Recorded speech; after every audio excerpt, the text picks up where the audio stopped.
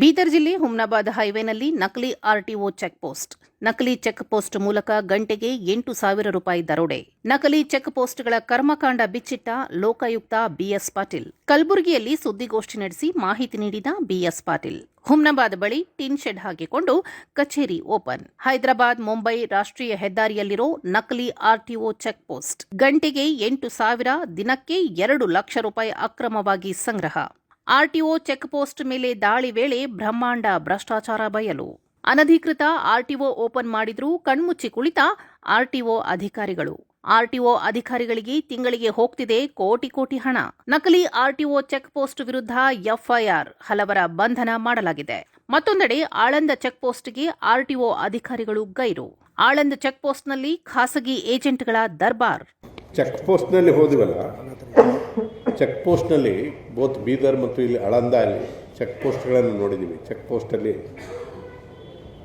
ಅನ್ಅಥರೈಸ್ಡಾಗಿ ಒಂದು check post open ಮಾಡಿದ. ಎಷ್ಟು ಎಲ್ಲಿವರೆಗೆ ಹೋಗ್ಬೋದು ಪಬ್ಲಿಕ್ ಸರ್ವೆಂಟ್ಸ್ ಅಂತ ಅನ್ನೋದನ್ನು ನೀವು ಅದರ ಮೇಲೆ ಇಮ್ಯಾಜಿನ್ ಮಾಡಿ. ಅನ್ಅಥರೈಸ್ಡಲ್ಲಿ a check post is open and for months together, years together, that check post is operating, collecting money ಇಲ್ಲಿಗಲಿ. ನಮ್ಮವ್ರು ಹೋಗಿ ಅಲ್ಲಿ ನಿಂತರೆ ಒಂದು ತಾಸಿನಲ್ಲಿ 8,000 ರೂಪಾಯಿ ಕಲೆಕ್ಟ್ ಆಯಿತು. ಯಾರು ಕಲೆಕ್ಟ್ ಮಾಡೋದು? ಏಜೆಂಟ್ಸ್ ಕಲೆಕ್ಟ್ ಮಾಡೋದು.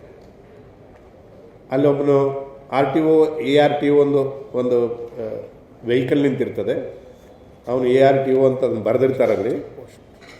ಅಲ್ಲಿ ಅದು ಬರೆದು, ಅಂದರೆ ಇದು RTO ಆಫೀಸು, ಇದು ಅವ್ರದ್ದು ಚೆಕ್ ಪೋಸ್ಟ್ ಅಂತ ಗೊತ್ತಾಗಬೇಕು ಅವ್ರಿಗೆ. ಆ ಥರದ್ದು ಅದ್ರ ಮೇಲೆ ಬರೆದಂತಹ ಒಂದು ವೆಹಿಕಲನ್ನು ಅಲ್ಲಿ ನಿಲ್ಲಿಸಿರ್ತಾರೆ. ಅವ ARTOನೂ ಇರೋದಿಲ್ಲ, ಅಲ್ಲಿ ಯಾವನೂ ಇರೋದಿಲ್ಲ. ಬಟ್ ಯಾವನೋ ಒಬ್ಬ ಏಜೆಂಟ್ ಇರ್ತಾನೆ, ಅವನು ದುಡ್ಡು ಕಲೆಕ್ಟ್ ಮಾಡೋದು. ಅಲ್ಲಿ ಮುಂದೆ ಒಂದು ಬಾಕ್ಸ್ ಇಟ್ಟಿದ್ದಾರೆ. ಆ ಬಾಕ್ಸಿನಲ್ಲಿ ಅವನು ದುಡ್ಡು ಹಾಕ್ತಾ ಹೋಗ್ತಾನೆ. ಸೊ ಅದು ಪ್ರತಿಯೊಂದು ಗಂಟೆಗೆ ಒಂದು 8,000 ರೂಪಾಯಿ ಕಲೆಕ್ಟ್ ಆಗ್ತದೆ. ಅದು 2 ತಾಸಿಗೊಮ್ಮೆ 3 ತಾಸಿಗೊಮ್ಮೆ ಅದನ್ನು ಶಿಫ್ಟ್ ಮಾಡ್ತಾರೆ ಅಲ್ಲಿ. ಆಯ್ತು. ಸೊ ಹೀಗೆ ಹಗಲು ದರೋಡೆ. ಇದು ಸರ್ಕಾರಿ ನೌಕರದಾರ ಇನ್ ದ ಬ್ರಾಡ್ ಡೇಲೈಟ್ ಎಲ್ಲರ ಗಮನಕ್ಕೆ ಬರುವಂಗೆ ರಾಬರಿ. ಇದು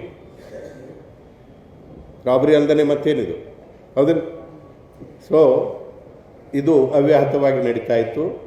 ನಾವು ಹೋದ್ವಿ, ಫೋಟೋ ತಕ್ಕೊಂಡಿವಿ, ಕೇಸ್ ರಿಜಿಸ್ಟರ್ ಮಾಡಿದ್ವಿ, FIR ಹಾಕಿದ್ದೀವಿ. FIR ಹಾಕಿದ್ರಿಂದ ಈಗ ಹೊತ್ತು ಹೊಂಡಕ್ಕೆ ಅದನ್ನು ರಿಮೂವ್ ಮಾಡಿದ್ದಾರೆ. ಈಗ ಅಲ್ಲಿ ಚೆಕ್ ಪೋಸ್ಟ್ ಇಲ್ಲ ಈಗ. ಬಟ್ ಅದರ FIR ಆಗಿದೆ. ಅವ್ರ ಮೇಲೆ ಕ್ರಮ ಕೈಗೊಳ್ತೀವಿ. ಕಮಿಷನರ್ನ ಕರೆಸ್ತೀವಿ ಈ ವಿಷಯದಲ್ಲಿ. ಇದು ಯಾಕೆ ನಡೀತು, ಎಷ್ಟು ದಿವಸದಿಂದ ಹೀಗೆ ನಡೀತಾ ಇದೆ, ಇನ್ನೂ ಮತ್ತೆ ಎಲ್ಲೆಲ್ಲಿ ನಡೀತಾ ಇದೆ, ಇವುಗಳ ಬಗ್ಗೆ ಸಮಗ್ರ ವಿಚಾರ ಮಾಡ್ತೀವಿ. ಇದು ಒಂದು ಮಹತ್ವದ್ದು ನಿಮಗೆ ಹೇಳಬೇಕಾಗಿತ್ತು, ಹೇಳಿದ್ದೀವಿ. ಇದಲ್ದೇ ಇದು ಹುಮ್ನಾಬಾದ್, ಬೀದರ್ ಹುಮ್ನಾಬಾದ್. ಸೊ ಆಳಂದದಲ್ಲಿ ಅಲ್ಲಿನೂ ಕೂಡ ಅದು ಚೆಕ್ ಪೋಸ್ಟ್, ಅದು authorised check post. Authorised check ಪೋಸ್ಟ್ನಲ್ಲಿನೂ ಕೂಡ ಅವ್ಯವಹಾರ ನಡೀತಾ ಇತ್ತು, ದುಡ್ಡು ಕಲೆಕ್ಷನ್. ಅದನ್ನು ಕಂಡು ಹಿಡಿದೀವಿ, ಅದಕ್ಕೂ ಕೇಸ್ ರಿಜಿಸ್ಟರ್ ಮಾಡಿದ್ವಿ. ಇಲ್ಲಿ RTO ಬಂದಿದ್ದರು. RTO ಕೇಳಿದರೆ ಅವರು ಇದು ನನ್ನ ಕೆಳಗೆ ಬರೋದಿಲ್ಲ, ಅದು ಜಾಯಿಂಟ್ ಕಮಿಷನರ್ ಕೆಳಗೆ ಬರ್ತದೆ, ನಾನು ಅದನ್ನು ವಿಸಿಟ್ ಮಾಡಲ್ಲ, ನನಗೆ ಸಂಬಂಧ ಇಲ್ಲ ಅಂತ ಹೇಳಿದ್ದಾರೆ. ಆಯಿತು, ಯಾರು ಜಾಯಿಂಟ್ ಕಮಿಷನರ್ ಯಾರಿದ್ದಾರೆ ಅವ್ರನ್ನ ಪಾರ್ಟಿ ಮಾಡ್ತೀವಿ, ಜಾಯಿಂಟ್ ಕಮಿಷನರ್ ಕರೆಸ್ತೀವಿ, ಆ ARTOವನ್ನು ಪಾರ್ಟಿ ಮಾಡ್ತೀವಿ, ಅವ್ರನ್ನೂ ಕರೆಸ್ತೀವಿ, ಇನ್ವೆಸ್ಟಿಗೇಷನ್ ಮಾಡ್ತೀವಿ. ಯಾವ ರೀತಿಯಿಂದ ಇದು ನಡೀತಾ ಇದೆ ಅನ್ನೋದನ್ನು ಇನ್ವೆಸ್ಟಿಗೇಷನ್ ಮಾಡ್ತೀವಿ.